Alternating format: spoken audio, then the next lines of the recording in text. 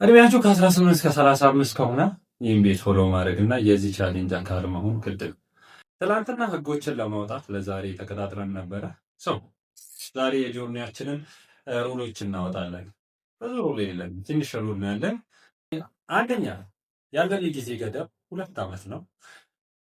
ሁለተኛ በዚህ 2 ዓመት ውስጥ 2 ሚሊዮን ብር መስራት ግድ። ሶስተኛ ደግሞ ሁሉም ነገር ሪከርድ ይደረጋል። ሁሉም ነገር ዶክመንት ይደረጋል። በተቻለን አቅም ትራንስፓረንት ለመሆን እንሞክራለን።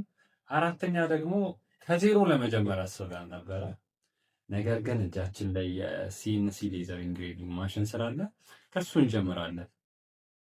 ይህንን ነገር በኢትዮጵያ ማሳካት ይቻላል ወይስ አይቻልም? ኮሜንት ላይ አስቀምጡልን። ነገ የጆርኒውን ፕላኖች የ2 ዓመት ፕላን እናወጣለን። ቴንክ ዩ